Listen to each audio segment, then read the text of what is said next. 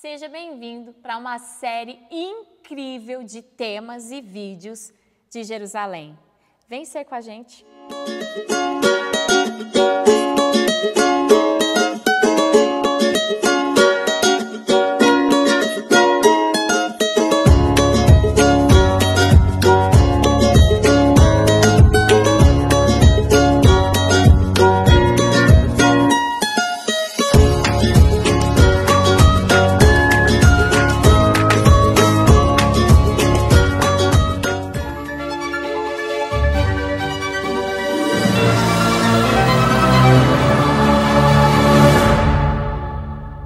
E hoje nós vamos falar sobre o lagar. Nós vamos entender por que tanto no Antigo Testamento quanto no Novo Testamento a imagem da prensa da uva é tão evidente. E ao nós nos depararmos com o significado espiritual do lagar de uvas, uma transformação é quase que imediata aos nossos corações. E eu tenho certeza que é isso que vai acontecer com você nos próximos minutos. E antes de falarmos de fato sobre o lagar e eu te mostrar um pouquinho de como era na época de Jesus, nós vamos ler o texto de Isaías, capítulo 53, versículo 5. Mas ele foi ferido por causa das nossas transgressões e moído por causa das nossas iniquidades. O castigo que nos traz a paz estava sobre ele e pelas suas pisaduras fomos sarados. Embora o texto esteja no Antigo Testamento, ele fala sobre Jesus Cristo. Eu gostaria de te explicar um pouquinho como funciona um lagar. Esse lagar que você vê agora é um lagar muito especial. Ele é a retratação da época de Jesus Cristo. Um lagar que vem de pedras e que gera um vinho de sabor e corpo muito especial. Um hábito da época da Roma antiga. Mas eu também vou te mostrar agora mesmo lagares mais modernos. Nós podemos ver a fabricação do vinho através de prensas modernas e automáticas. Mas, de acordo com alguns estudos que eu pude ler, muitas vinícolas, principalmente aquelas que vão fazer os vinhos do Porto, aquele vinho bem tinto, bem denso, eles ainda se voltam para os lagares antigos. Por quê?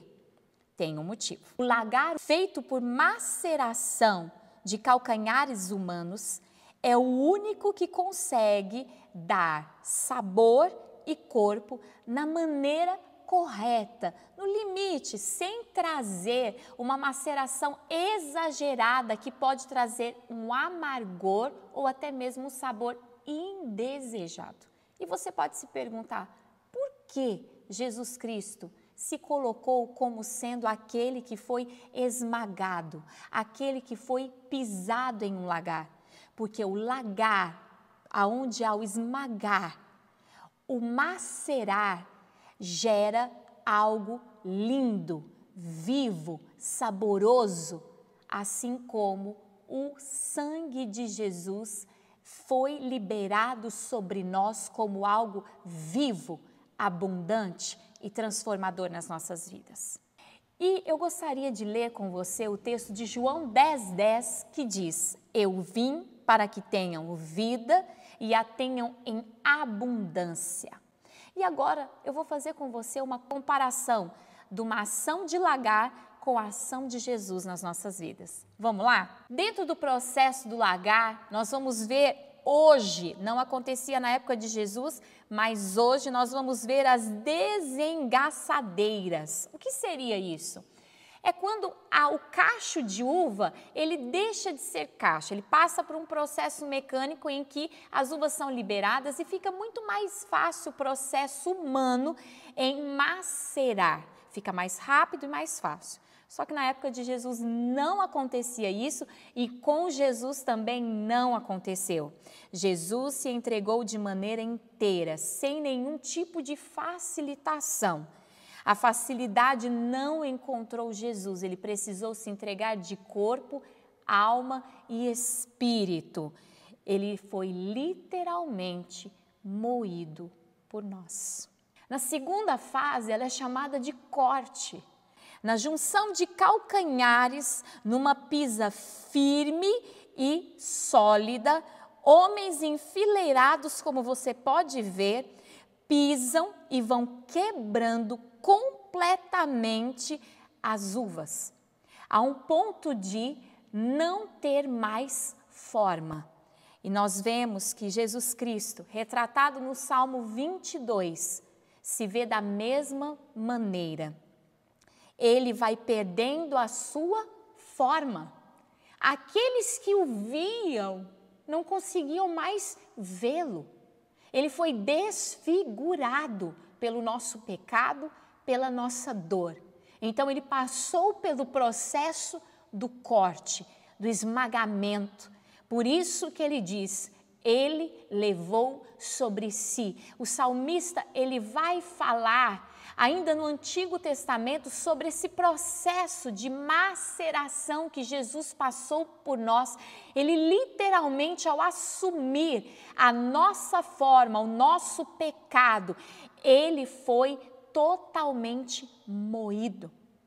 Esta parte de corte, ela só pode acabar quando literalmente as uvas já perdem completamente a sua forma, a um ponto do líquido ficar embaixo e toda a parte sólida ficar acima.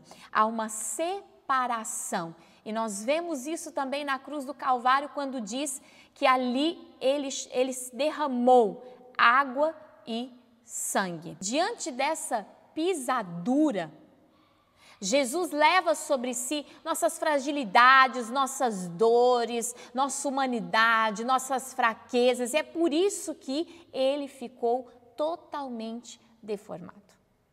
No terceiro ponto do lagar, nós vamos ver um processo chamado liberdade. Assim como o vídeo mostra para vocês aqui, a pisa é feita de forma livre e intercalada, até que o mosto se torne totalmente fermentado pela levedura. E assim como Jesus precisou passar um tempo na cruz, até que ele entregasse o seu espírito, ele também passa pelo processo da fermentação. No caso, a fermentação demora 24 horas a 36 horas após a pisa, forma em álcool, liberando neste processo gás carbônico e calor, gerando uma camada de gás carbônico como uma manta que cobre todo o mosto fermentado. Jesus Cristo, ele passa por esse processo de fermentação, por esse processo em que ele se torna literalmente o sangue sobre nós. A camada que nos protege de todo tipo de sujeira, de bactéria, de envenenamento das trevas. Esse processo vem para transformar a nossa vida, até que Jesus Cristo libera o clamor que transforma o nosso ser, que é está consumado. Ele precisou passar por este processo para que eu e você, nele, hoje, pudéssemos também receber uma alteração da nossa vida e da nossa história. O consumar de Jesus precisa acontecer dentro de nós. Este é o poder da salvação, é a alteração da nossa própria natureza, é a alteração do que nós somos. A partir desse processo, não existe mais uva, só existe agora a formação do vinho. E aqui nós vamos para o quinto ponto, que é o trabalho do lagar. Novamente há uma pisa. Assim como Jesus Cristo vai ao inferno e passa por mais uma pisa para tragar a morte pela vitória, aqui há mais uma pisa. O momento em que nós vamos ver a fixação pelas pisaduras, ligando agora o líquido ao sólido, fixando sabor, odor e cor. E agora é medido o ponto de teor alcoólico do vinho. Ali vai ser paralisada a fermentação. Jesus Cristo fez isso também nas nossas vidas, quando no terceiro dia pelo Espírito de Deus, ele para o tempo da fermentação, ele para o tempo da dor, ele para e ele estabelece: acabou. Agora você de fato é filho, agora você de fato faz parte do reino de Deus. É quando ele sai e ele pisa na terra como primogênito. E eu e você hoje podemos dizer: eu em Cristo Jesus, pelas suas pisaduras, fui sarado, fui curado, fui salvo. Por quê? A pisadura de Jesus é o processo de salvação. O lagar vai falar o quanto Jesus foi moído para que eu e você, de algo natural da terra, nos tornássemos vinho novo, vinho bom, vinho nobre. É por isso que o apóstolo Paulo, em Gálatas capítulo 2, versículo 20, vai dizer: já estou crucificado com Cristo e não vivo mais eu, mas Cristo vive em mim, e a vida que eu vivo na carne, vivo-a pela fé no Filho de Deus, o qual me amou e se entregou a si mesmo por mim. Por quê? Porque agora eu passei pelo último processo da pisa, eu não quero mais a minha vida velha, eu estou misturado a Jesus Cristo, e a vida que eu vivo agora é uma vida onde Jesus se misturou a mim e eu me misturei a Jesus por causa das pisaduras que ele passou no meu lugar. Quando alguém bebe desse vinho fino, luxuoso, consegue sentir o corpo, o sabor e o aroma, ele consegue entender o caráter daquele que o criou, a formosura e a qualidade daquele que o criou. Quando alguém se deparar com você, com seu testemunho, com a sua vida, ele precisa provar o caráter da pisadura de Jesus. A pisadura de Jesus, o caráter de Jesus precisa estar marcado em nós, porque nele somos salvos, nele somos transformados de glória em glória. Jesus foi pisado, esmagado, moído no lagar, para que hoje eu e você pudéssemos ter vida e vida em abundância. E nós não vamos precisar ser moídos e esmagados, mas em Jesus nós nos tornamos vinho novo. Agora, eu e você precisamos também ser odres novos. O Espírito ressurreto, vivificado pelo Espírito, agora precisa habitar num corpo novo, marcado pelo caráter de Jesus. E é por isso que Paulo diz em 2 Coríntios 3,18, mas todos nós, com o rosto descoberto, refletindo como um espelho a glória do Senhor, somos transformados de glória em glória na mesma imagem como pelo Espírito do Senhor. Ninguém pode viver a Cristo sem as marcas da pisadura. Este foi o nosso primeiro vídeo dessa série incrível, Viagem a Israel. Eu tenho certeza que Deus tocou o seu coração. Pare um instante, fale com Deus, reveja a maneira como você tem vivido o Evangelho de Jesus. Se você ainda não faz parte da nossa família Vencer, a oportunidade é agora. Já se inscreve no nosso canal, ative as notificações e já deixe um comentário. E não se esqueça, compartilhe com todos os seus amigos. Eu tenho certeza que como essa mensagem tocou você, tocará a muitos. Que Deus te abençoe. Um beijo.